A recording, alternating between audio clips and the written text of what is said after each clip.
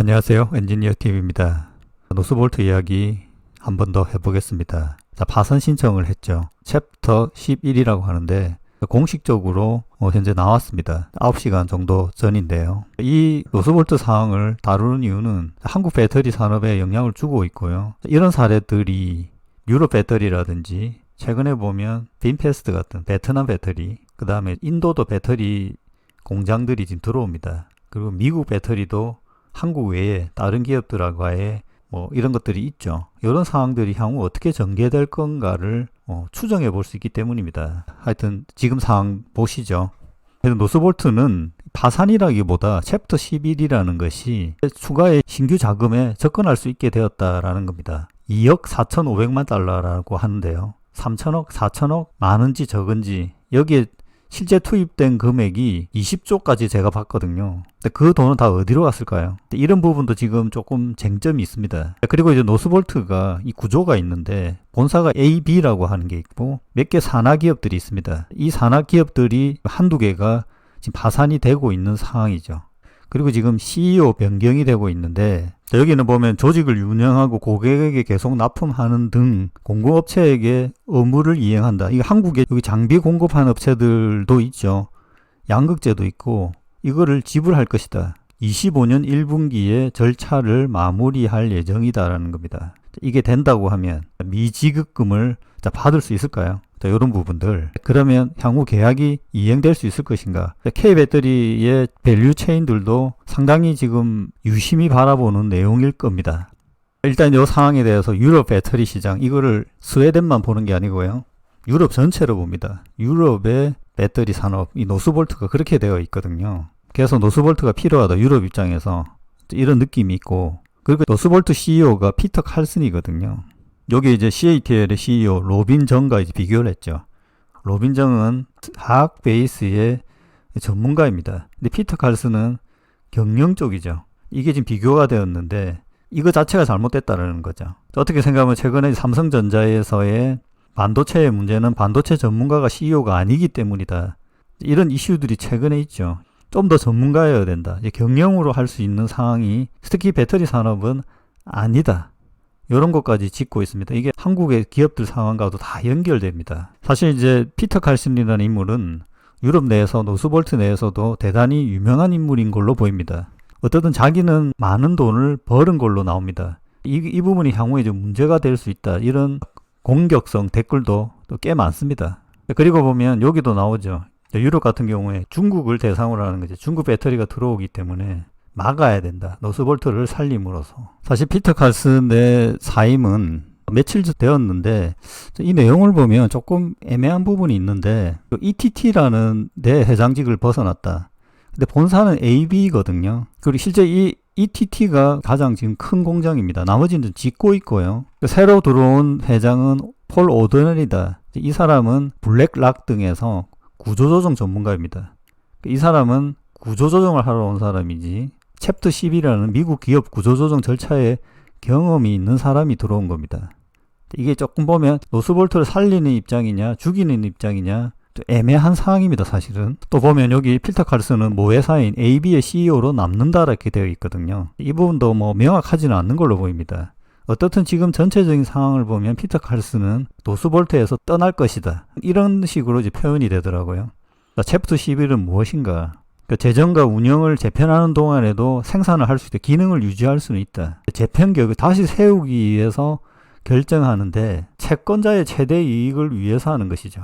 회사가 계획을 제대로 세우지 않으면 채권자가 대신 계획을 제안할 수도 있다. 이 좋은 경우는 GM이 이렇게 해서 살아났다라는 거죠. 노스볼트도 이렇게 살아날 수 있을까요? 지금 이 부분이 사실 중요하죠, 지금. 자, 노스볼트, 저머니, 이렇게 스웨덴, ETT 다 다릅니다. 다른데 여기 오늘 보니까 바로 2시간 이후에 노스볼트 저머니에서 본사 AB에서 이런 걸 진행하기 때문에 지금 이 그림에도 보면 이 회사는 아직 바닥공사 중입니다. 사진으로 보면 27년 하반기 첫 배터리 조립이 시작될 것이다. 그리고 증축이 진행될 것이다. 이게 될까요? 여기에서는 건설공사는 계속될 것이다 라는 겁니다. 그런데 노스볼트 저머니는 챕터 11 절차에 포함되지 않았다. 여기에는 독립적으로 자금을 조달한다 라고 돼 있죠. 그래서 건설공사는 계속될 것이다. 이렇게 표현했습니다. 그러니까 한국 기업들도 노스볼트 어디에 계약이 되어 있느냐에 따라서 지금 달라지는 거죠. 그래서 노스볼트 내용을 좀 보니까 원래 모기업이 AB고 ETT라는 게 스웨덴에 있는 게 이게 가장 큰 겁니다. 60기가까지 계획이 되어 있었는데 현재 단위로는 16기가죠. 근데 1기가도 지금 생산 못하고 있다라는 거. 여기가 지금 메인입니다. 그리고 폴란드도 있고 DWA. 그 다음에 여기 저머니가 드라이고 노보 에너지가 아마 최근에 파산한 거죠. 그 다음에 팸이라는 것도 있고 식스라는 것도 있고 요 캘리포니아도 문 닫았던 거죠. 하나 둘씩 지금 문을 닫고 있는데 노스볼트 저머니는 살아남을 수 있다 라고 볼 수 있는 건지. 자, 여기 노스볼트 상세 내용 21일에 보면 그러니까 챕터 11 파산법을 신청하면서 2억 4,500달러의 자금 조달이 가능해졌다 라는 겁니다.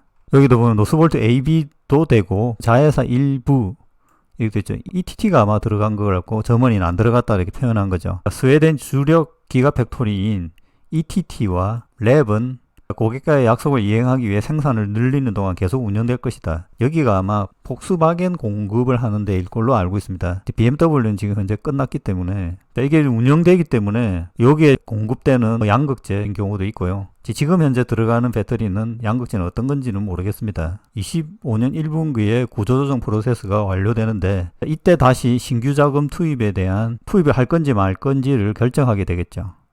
자, 이전 영상에서 노스볼트 현직자의 인터뷰 내용을 올렸는데요. 추가에 실제 한국인들과의 인터뷰도 제가 했습니다. 자, 해당 영상의 내용은 거의 수긍하는 편이었고요. 저는 사실 의문이 유럽에서 많은 기가 팩토리가 있습니다. 23년 9월이지만 30개가 현재 있거든요.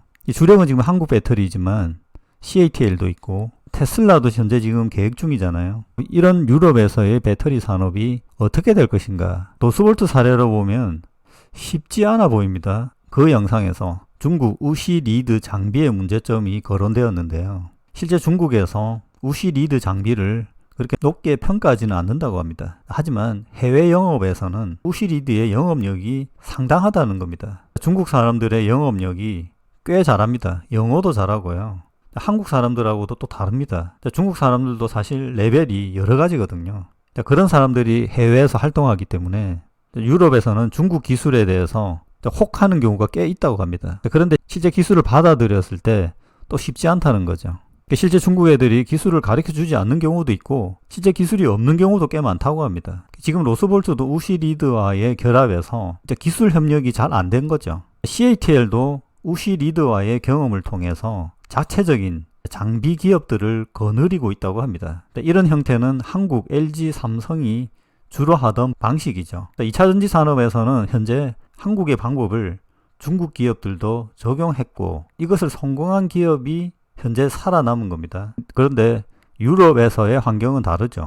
유럽인들과 결합을 해야 되고 여기에서 문제가 발생했다라는 겁니다. 냉철하게 본다면 노스볼트 사례로 보면 현재 이 그림에 나와 있는 대부분의 기업들이 실패할 가능성이 높다라고 봅니다. 그래서 보면 현재 한국에서 SK온도 구조조정이 진행 중이죠.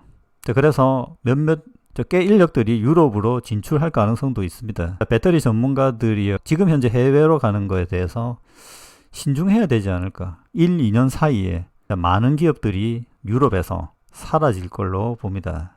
자, 빈그룹 나스닥에 상장을 했었죠.